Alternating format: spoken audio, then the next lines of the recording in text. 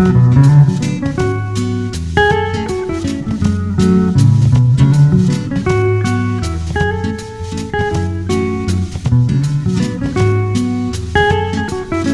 allons procéder une fois de plus à l'allumage de la flamme du désarmement nucléaire. Elle a été allumée pour la première fois en mai 2001, il y a un peu plus de 10 ans, à l'occasion des premières journées du désarmement nucléaire qui ont rassemblé pour la première fois en France des associations qu'on peut appeler abolitionnistes, c'est-à-dire des associations qui veulent l'élimination de la totalité des armes nucléaires de la surface de la planète.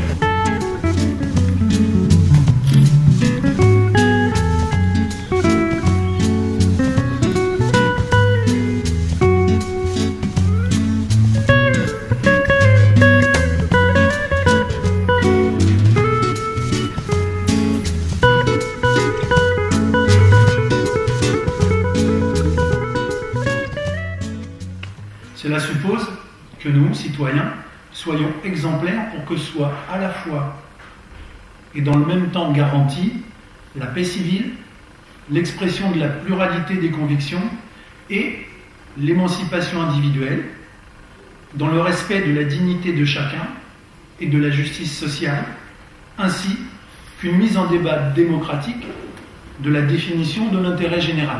Si la laïcité ne se résume pas à la tolérance, elle ne peut s'en passer. Elle doit aujourd'hui mieux prendre en compte la diversité dans une société multiculturelle, de fait, où se développent des revendications identitaires si elle veut rester le meilleur moyen de renforcer la cohésion sociale. L'expression du pluralisme ne peut en effet se faire au détriment de l'émancipation individuelle et du respect imprescriptible des droits de chaque personne. Si la liberté de conscience est un bien strictement personnel, la liberté de penser s'éduque en permanence. Elle a en effet besoin du recours à la connaissance, aux outils de la logique, à l'exercice de l'analyse et de la synthèse. Comment peut-on simplement définir la laïcité? C'est presque d'organiser la diversité sur un territoire. C'est-à-dire comment on fait pour trouver les conditions pour que chacune et chacun puisse se trouver respecté dans sa dignité, dans son identité, sans pour autant que ça apparaisse comme du prosélytisme, que ça apparaisse comme des réflexes identitaires. C'est sans doute difficile de demander aux gens d'être fraternels si les deux premières conditions du triptyque ne sont pas réunies. Dans une société très inégale, peut-on demander aux gens d'être fraternels? Dans une société où les libertés fondamentales sont bafouées, peut-on demander aux gens d'être fraternels?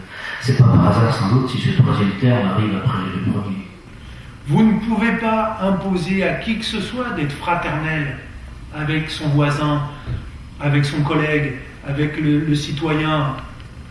C'est pas possible. Et donc là, on voit bien que par rapport aux deux autres concepts, la fraternité, c'est quelque chose de généreux, c'est quelque chose qui invite à. On ne peut pas l'imposer. Et ça ne peut passer que par l'éducation, par l'école. Et à la Ligue de l'enseignement, depuis 1866, la question de l'école, c'est vraiment quelque chose de central.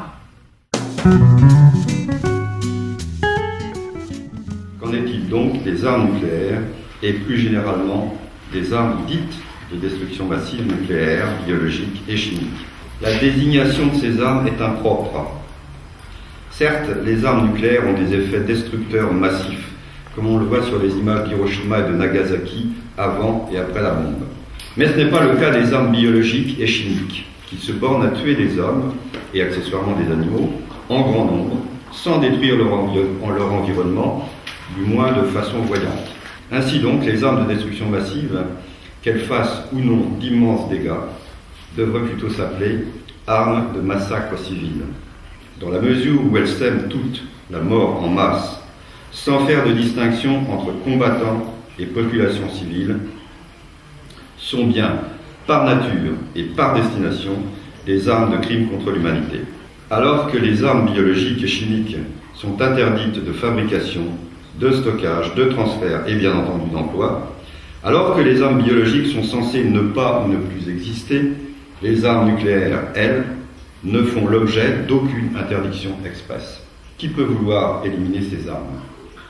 tout simplement ceux qui risquent d'en devenir les victimes. Les populations elles-mêmes, l'immense foule des individus. C'est donc eux qui devraient se mobiliser pour exiger l'abolition des armes nucléaires et l'imposer à leurs dirigeants. C'est aux adversaires résolus des armes atomiques qu'il revient de mobiliser l'opinion en provoquant un grand débat national. Je vais bientôt partir là-bas vers les nuages, avec mon cheval qui a les voiles comme un navire. Moi je vais bientôt m'asseoir au bord de mon nuage et regarder passer les pas et les saisons.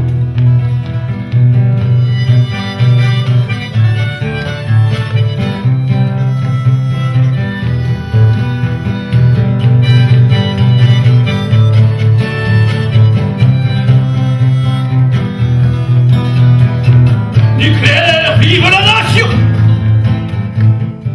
25 ans de consommation, 250 générations, élite